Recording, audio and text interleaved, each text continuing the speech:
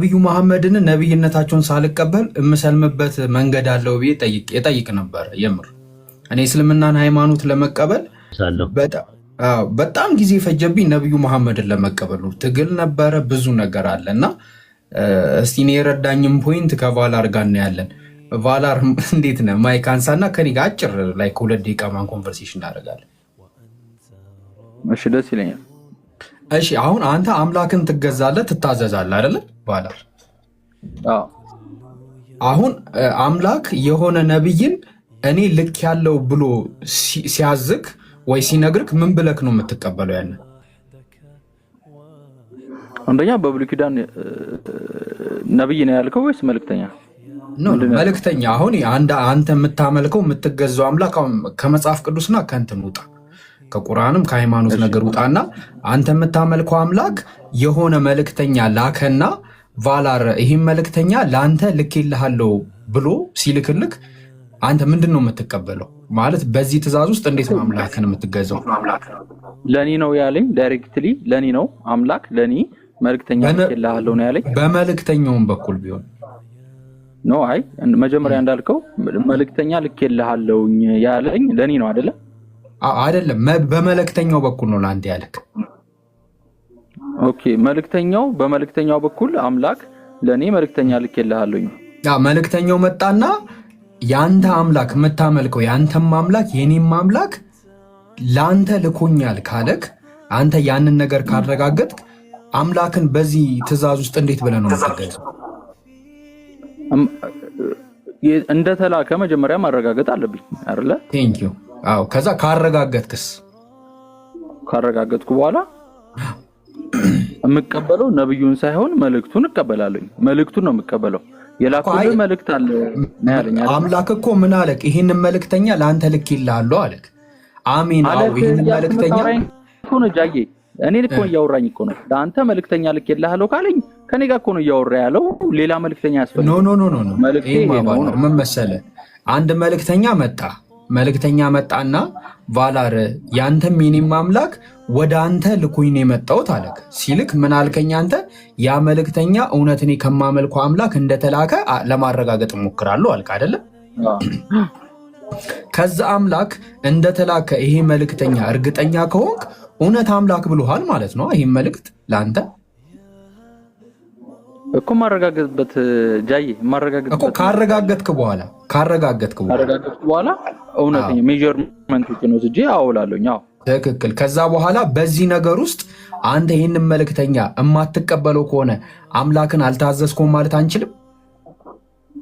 ካልተቀበልኩትማ አምላክን አልታዘዝኩኝማ።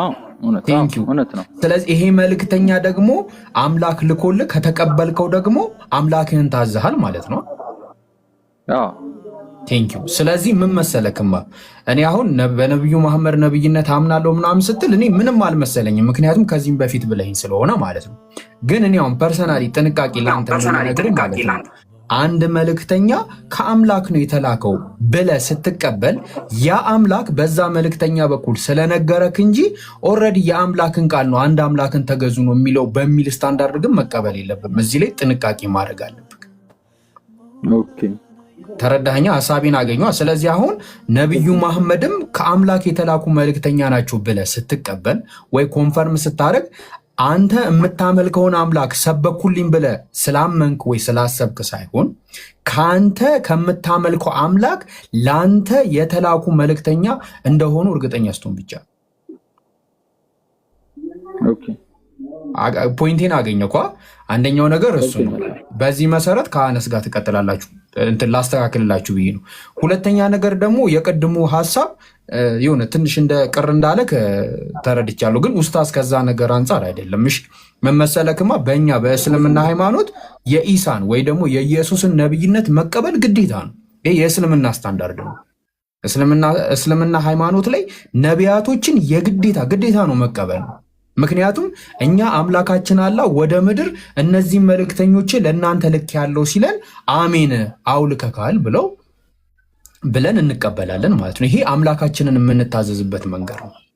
ገባክ አይደለ? ክርስትና ላይ ግን አለክ ክርስትና ላይ የክርስቶስን መልእክተኝነት መቀበል ግዴታ የተደረገው ለእስራኤላውያን ነው። ገባክ አይደለ? ምክንያቱም እስራኤላውያንን በመጽሐፍ ቅዱስ እግዚአብሔር የሚያያቸው እንደ ልጆች ነው። ከእስራኤል ውጭ ያሉ ሰዎችን ደግሞ እንደ ቡችላ ነው የሚያያቸው። እና ይሄን ነገር ላይ ያስረዳክ ፈልጎ ነው ኡስታዝ። ምንም ነገር ቅር እንዲል ስለማልፈልግ ነው። እሺ ቅር አይለኝ አውርቻለሁ፣ ችግር የለውም። ቴንክ ዩ ብራዘር። በቃ የኔን ሀሳብ አገኘከው አይደለ? አግኝቼዋለሁ፣ ግን ትንሽ ሚስኮንሴፕሽን አለብኝ። እሺ ንገሪኝ። ለምሳሌ ሙሴ የተላከው ለእስራኤላውያን ነው። ነብዩ መሐመድስ የተላኩት ለማን ነው? ለዓለም። እስራኤል ዓለም እስራኤልን አይጨምርም? ይጨምራል። አሁን ቅድም አሁን ምን መሰለክማ ኡስታዝ ምን አስረዳ፣ አነስም ምን አስረዳክ መሰለ። አነስ ከእስራኤል ውጭ በሚለው እኛ አህዛብ ነን አለ። ከዚህ ስታንዳርድ አንጻር በዛ ዘመን የነበሩ ሰዎች እስራኤል ሆነው ከእስራኤል ውጭ ያሉት ደግሞ አህዛብ የሚባሉ ከሆነ እኛ እስራኤላዊ ስላልሆነን አህዛብ ነን። ገባክ አይደለም? ነገር ግን ታዲያ ለምንድን ነው የእስማኤልን ለምሳሌ ሙስሊሞች እኮ ልክ እስራኤላውያን አብርሃም ወደ መስዋዕቱ ይዞ የወጣው ይስሐቅን ነው ይላል። እናንተ እስማኤል ነው። እኛ አሁን መሰለ በዛ ስታንዳርድ መሰረት ነው ያልኩክ እንጂ እኛ እኮ አህዛብ ነን ብለን አናምን። ግን በዛ መሰረት ልትረዳው ከሆነ ብለን ነው እንደዛ እንጂ አህዛብ ነን አይደለንም የሚለው ደግሞ እኮ እሱ ደግሞ ሌላ ክርክር ነው። ገባክ አይደለም? አህዛብ ነን አይደለንም የሚለው ደግሞ እሱ ሌላ ክርክር ነው። ግን ከዚህ ስታንዳርድ አንጻር ብዬ ገባውልክ። ሁለተኛ ነገር ደግሞ መሰለ እኛ በሙሴ ሕግ እንደምናውቀው በመጽሐፍ ቅዱስ መሰረት ለምሳሌ እናቱንና አባቱን የሚሳደብ ይገደላል አይደለም? እዚህ ዘመን ላይስ